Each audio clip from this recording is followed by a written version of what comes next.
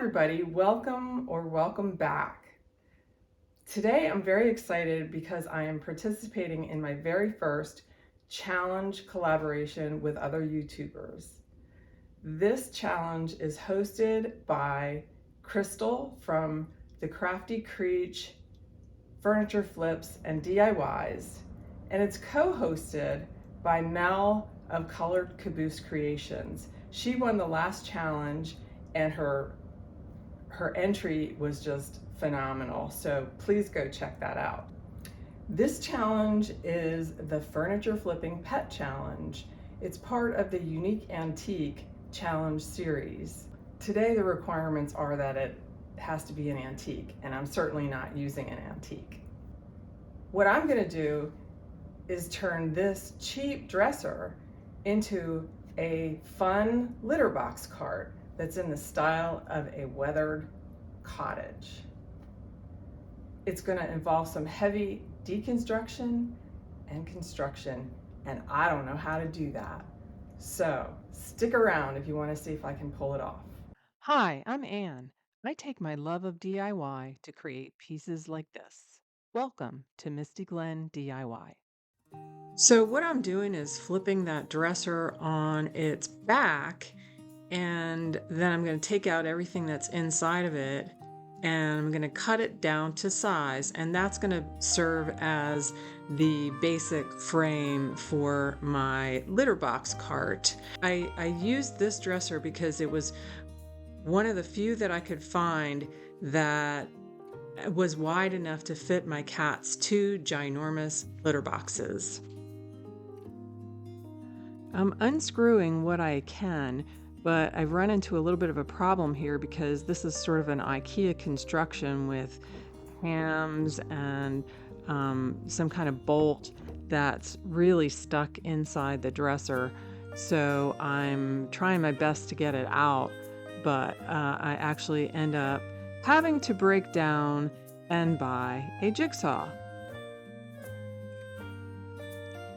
By the way, the basic premise of this challenge is to take a piece of furniture or build something and recreate it geared towards pets. So, as you may have guessed, I have cats, and I'm building this litter box cart.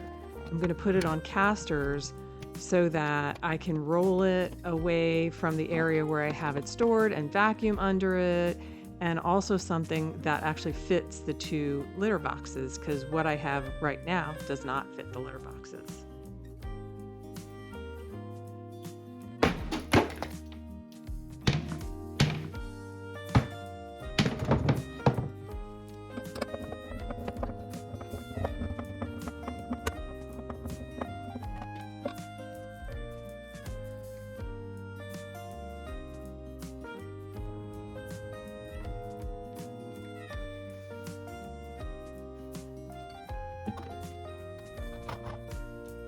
This is my first time ever using a jigsaw. It's a lot slower than I thought it would be. That is not in real time.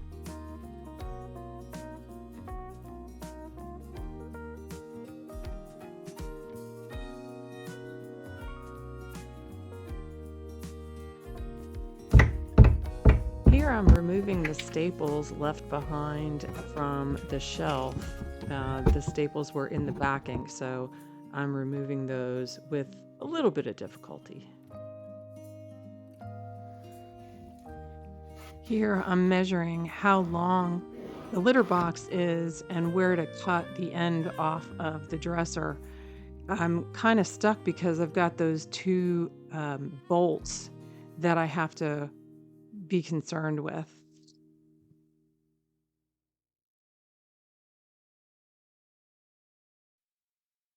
So, as I mentioned, I am not a woodworker. And so I am just trying to figure things out on the fly. And I make a lot of mistakes in this video. So please do not try to repeat what I'm doing. I'm just trying to do this the best I know how with the tools that I have.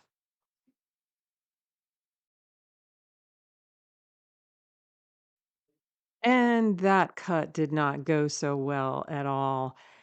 As I later determined, it was just better for me to eyeball where the saw was against the line rather than setting up that fence that I set up, because I just couldn't, the fence wasn't staying steady, and I wasn't able to keep the jigsaw against the fence line. But this was much better when I just eyeballed it. And yet, somehow, I screwed up the measurement. And I did that again and again throughout this project.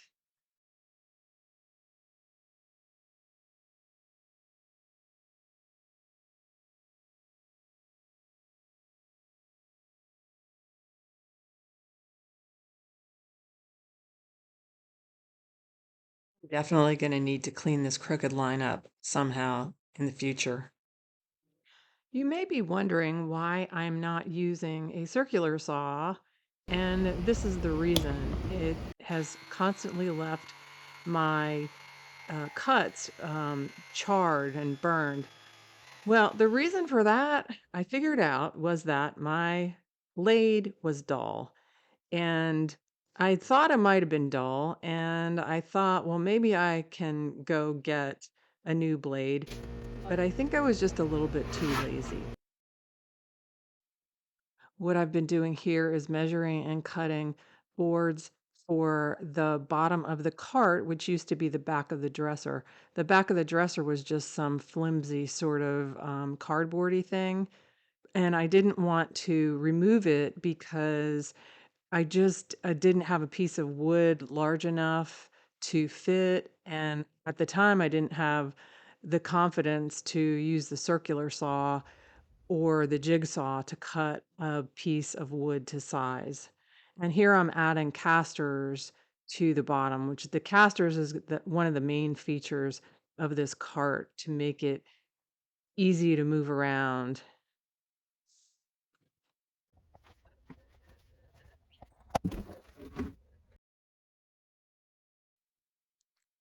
Now I'm extending the walls of the cart by adding this piece of wood on either side, and I'm securing it using dowels. I'm going to be using a technique that was influenced by Jay from Flipping Drawers, although I didn't execute it as nearly as well as he did. These are dowel pins, and they make a mark on the piece of wood that you're going to be attaching so that you know where the hole is going to be.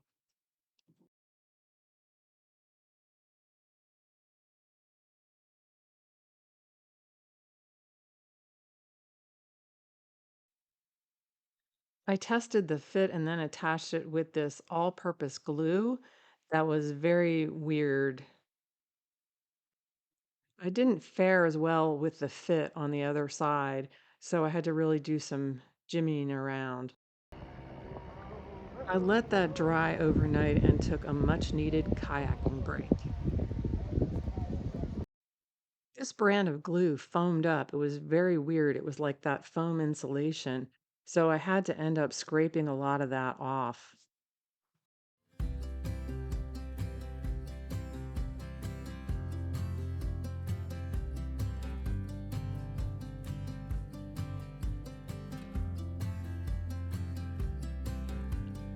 The result was really sturdy, though. Now on to the most challenging piece of this whole project, which is attaching the backing to make it look like a roof of a house or the frame of a house. And I bought this very thin piece of plywood at the Habitat for Humanity Restore for about $5. I ended up watching a YouTube video learning how to change the circular saw blade, and went out and got the circular saw blade, and it worked like a dream. Boy, I wish I had done that before.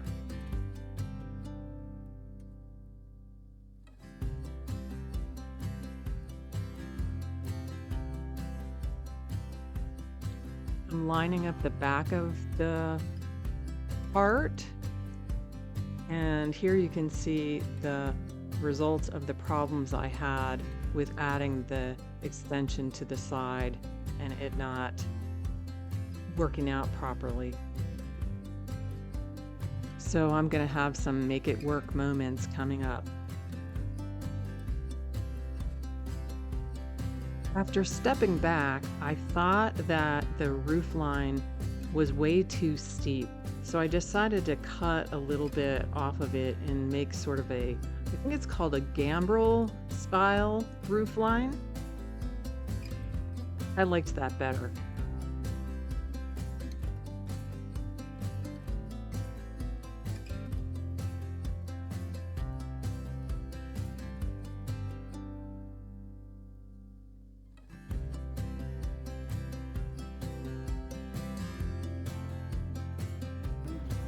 Birds made a nest in the hanging flowers on my front porch. Here I'm mixing up some Durham's Rock Hard Putty to fill in the seams of the extensions to the walls and the back. And I tell you, I had to go back over it with wood filler. That stuff was very hard to sand down and actually to make smooth. I'm also caulking the seams on the bottom and the sides because I don't want any litter getting down into the cracks and crevices. And then I primed the whole cart with thin shellac-based primer. There's a red magic marker spot that did not bleed through.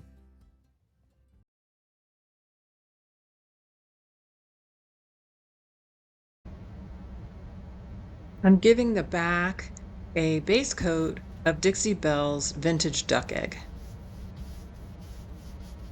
This is a chalk mineral paint, or as is commonly called, chalk paint.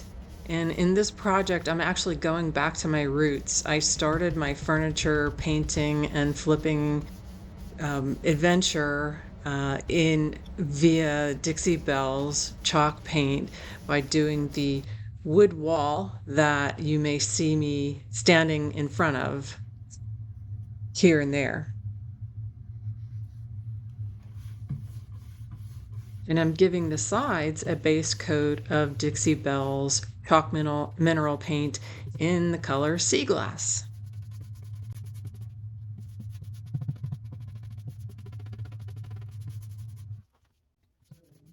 It's such a pretty color.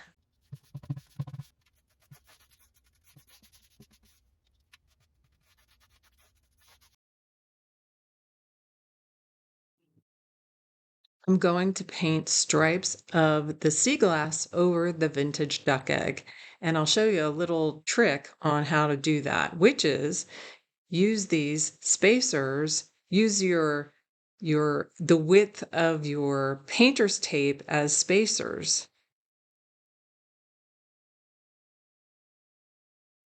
Then just move the little spacers to the next row and add some more tape down.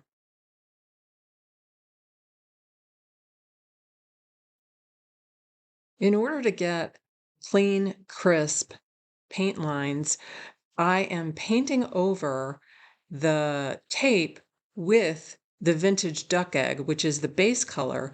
And the idea is that if it's going to bleed under the tape or leak under the tape, then it will be the same color as the base color. And then that will close off any leaking under that the new color, the stripe color, will do.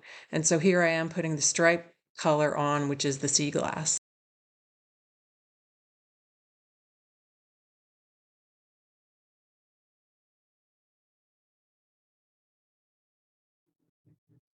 Now the satisfying part, removing the tape. All in all, I actually did come out with pretty clean paint lines. I did have to touch up in a spot or two here and there. To get a weathered siding effect, I am dry brushing on some Dixie Belle white. Now, when you dry brush, you dip your brush in the paint, but then you see I have the towel there, you dab off a lot of it, and then you just go in with very light strokes, light hand across the project in one direction. Sometimes there's not a lot of paint that comes out when you do this, so you're gonna have to adjust a little bit and play around with it. And there you can see I got a globby spot. There was a couple spots I didn't like. One way of getting rid of that is sanding it off, and the other way is just taking your base color and dry brushing over top of that. And you can play back and forth with that as much as you need to get it to what you like.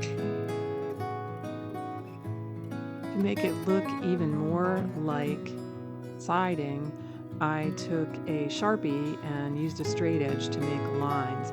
And now I'm just softening up those lines to make them look less like they were drawn on and more irregular. And I'm then going back and forth over them with the base color, dry brushing on the base color, and some white. Now, I'm doing a similar thing for the floor to make it look like a wooden floor.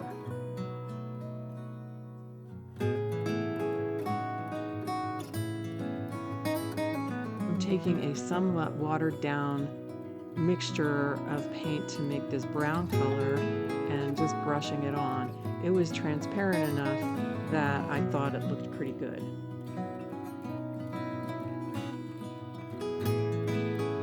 Okay, so I needed to fix that crooked edge from the bad jigsaw cut.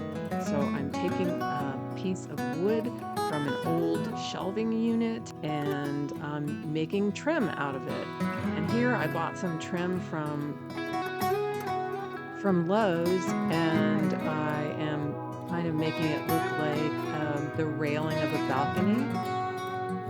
Now on to the fun part.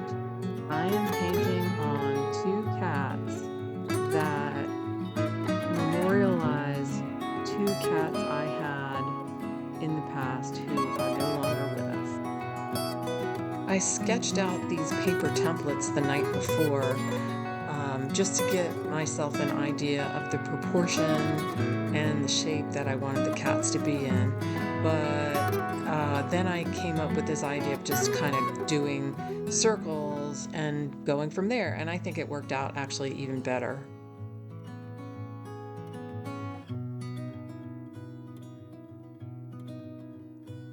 I also have two wonderful cats now that use the litter boxes like a dream. And since my other two cats weren't very good at it, I want to make sure that the current cats are always able to use it and it's always a comfortable place for them to be. So giving them clean litter boxes and a comfortable environment is very important. I have large litter boxes to give them plenty of room to move around. Cat experts say you should have one more litter box than the number of cats you have in your house. I don't have 3 litter boxes, but I think the large size of my litter boxes makes up for it.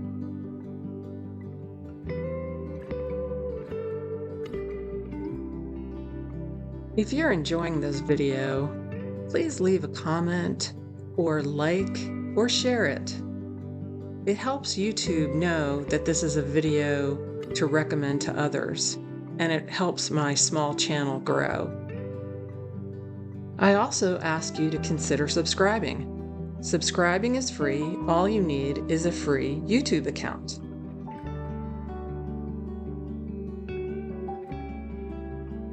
I gave those cats 3 coats of paint and then touched up with an artist brush. And then I went and sprayed on 3 coats of General Finishes polyurethane in satin. The roof was something that was giving me nightmares. I didn't know how to make it, so I just got foam board. I cut it to size and attached it with duct tape. This was a case of where procrastination really did pay off, because once I thought about it, I realized I didn't like that very large roof, and all I needed was a little bit of a hint of a roof. That way I wasn't covering up the centerpiece of the piece, which is the cats. Now I'm taking some wood shims that I cut up into little pieces on my miter saw, gluing them on with construction adhesive.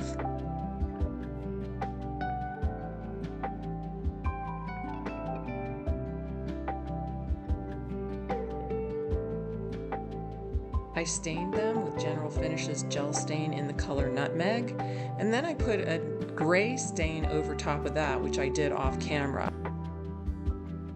I am going for a weathered shingle look, so I added some white decor wax. I also decoupaged on some fun wallpaper to the insides of the cart.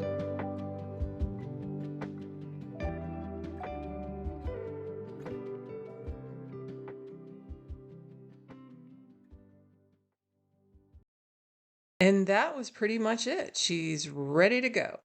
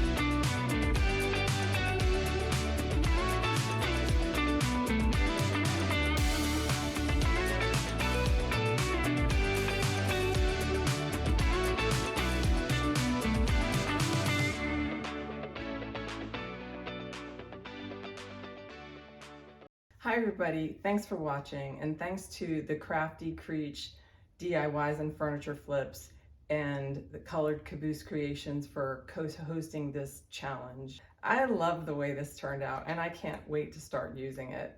It has its flaws, that's true, and I definitely wouldn't sell it to anybody, but it's fun and will make me smile when I have to go clean the litter boxes, and that's a big win in itself.